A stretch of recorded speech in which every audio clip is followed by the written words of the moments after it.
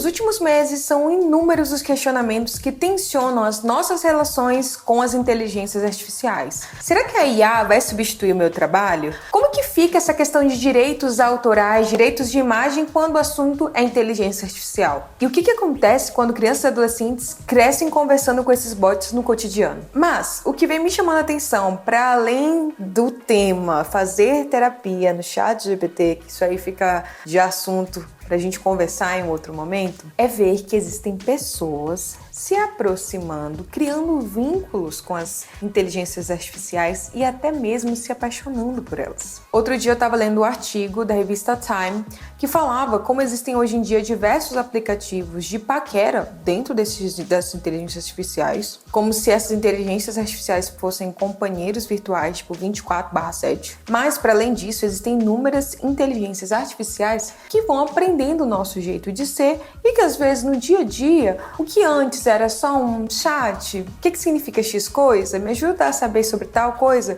virou um relacionamento muito mais próximo. Então, que nem eu falei pra vocês, de acordo com essa revista, hoje em dia existem algumas dessas inteligências que enviam mensagens quando a pessoa tá triste e que até simulam saudade. Então, a inteligência artificial vem se tornando uma plataforma que não só ocupa esse espaço do flerte, mas da manutenção cotidiana de um relacionamento. E a pergunta que eu quero trazer aqui para vocês é: o que acontece quando a gente começa a delegar o afeto à tecnologia? Quais são as consequências de um algoritmo que passa não só a aprender os nossos gostos em relação a compras, a preferências de conteúdos e se torna uma fonte do que a gente precisa ouvir para não se sentir tão só. Oi, meu nome é Bianca Mayumi, eu sou psicóloga e uma mulher muito curiosa que de vez em quando utiliza sim o ChatGPT, mas com muito cuidado, estabelecendo limites não só éticos, mas também emocionais, que eu acho que isso é muito importante nos temas atuais. Aqui nas redes sociais, não só no YouTube, que você já aproveita para se inscrever, curtir esse vídeo, mas também nas minhas outras redes, no Instagram, no TikTok,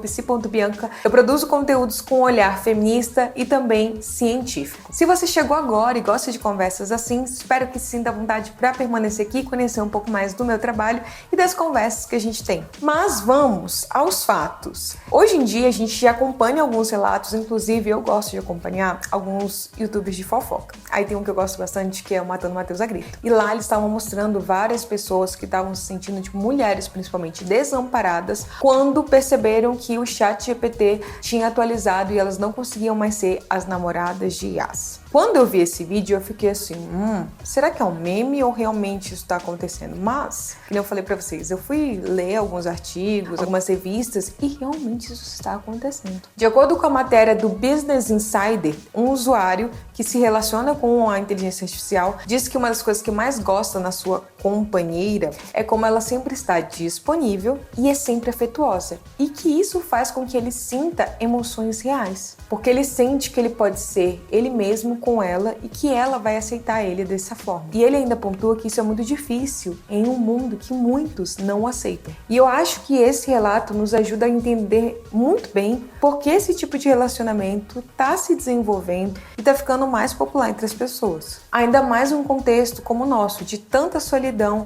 e de tanta sobrecarga. E aí foi feito um levantamento nacional pela Common Sense Media em julho de 2025, ou seja, recentemente, só que lá nos Estados Unidos, e eles foram analisar como esse movimento está acontecendo na juventude, ou seja, na adolescência. De acordo com o resultado, quase 3 em cada 4 jovens já utilizaram de IAs como companhia e a metade utiliza ainda de forma regular. E eu acho que esse é um dado crítico, porque a adolescência é exatamente esse momento de desenvolvimento e fortalecimento da identidade, de habilidades sociais e da própria regulação emocional. E aí, se a gente tem jovens se acostumando que esse é um tipo de relação, que essa previsibilidade, essa atenção constante, essa inteligência artificial que de fato aprende tudo que a gente quer receber, isso é o comum, como que ficam as relações humanas e interpessoais desses adolescentes? Quando a gente para analisar o que significa estar vinculado com uma pessoa, ter relações com humanos, a gente está falando sobre algum nível de alteridade. Ou seja, eu encontro naquela outra pessoa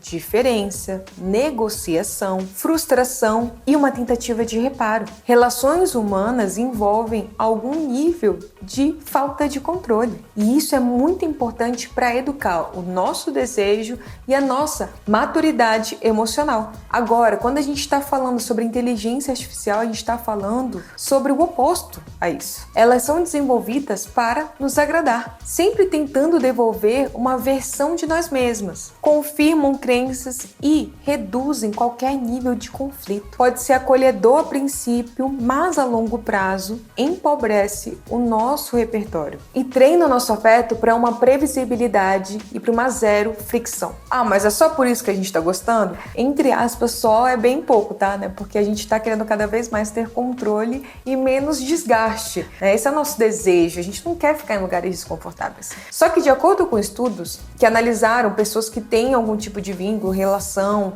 ou utilizam de inteligências artificiais por algum nível, por um período, algumas pesquisas já encontraram que sim, há uma diminuição da sensação de solidão, inclusive de ansiedade. Ainda mais se a utilização dessas inteligências artificiais forem de forma pontual e consciente. Porém, esses mesmos estudos que falam que sim, pode haver um impacto em relação à ansiedade e solidão a curto prazo, eles ainda afirmam que é importante a gente tomar muito cuidado porque a longo prazo, a verdade é que a gente não sabe quais são as consequências reais. E o que se hipotetiza sobre esses efeitos é que as pessoas podem acabar desenvolvendo um nível de dependência, de isolamento e de expectativas irreais quando o assunto é relacionamentos. E aí o que eles falam? Beleza, a gente precisa ser totalmente contra as inteligências artificiais? Não, até porque a gente vai estar lutando contra uma coisa que, assim, eu acho que não tem muito mais como lutar.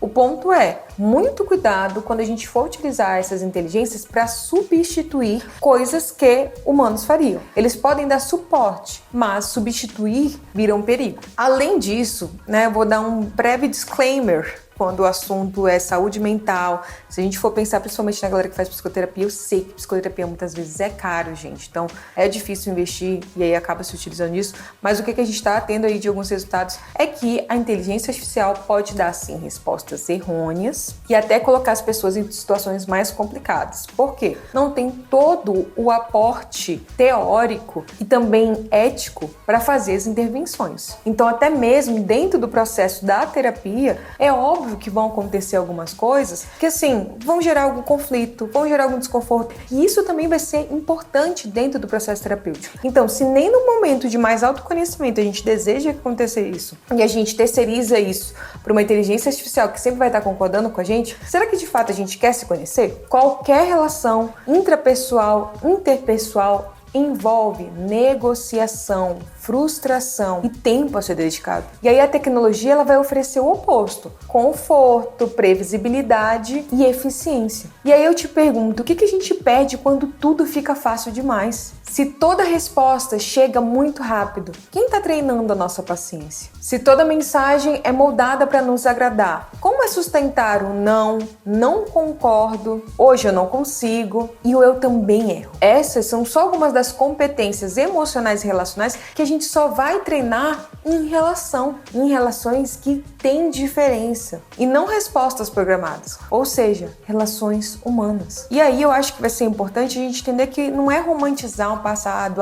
na minha época era diferente, porque não tem, que nem eu falei pra vocês, não tem mais o que fazer, essa é a realidade. O ponto é, como a gente vai se relacionar de formas mais saudáveis do que está no nosso alcance, de acordo com o contexto atual. A tecnologia, ela pode ser ponte, abrir espaços de conhecimento, pode reduzir distância. O problema é quando a gente torna isso uma grande barganha. Então, eu ganho conforto, mas perco qualquer nível de fricção. Ganho previsibilidade, mas perco presença. E aí, antes de delegar esse afeto que a gente está conversando até agora para essas telas, para essas inteligências artificiais, se questione. O que ainda vale o esforço de se relacionar com outros humanos? Se esse vídeo te fez refletir de alguma forma, chegou em você, te preocupou, enfim, gerou emoções humanas em você, me conta aqui nos comentários, mas também compartilha com outras pessoas que podem gostar. Espero vocês na semana que vem.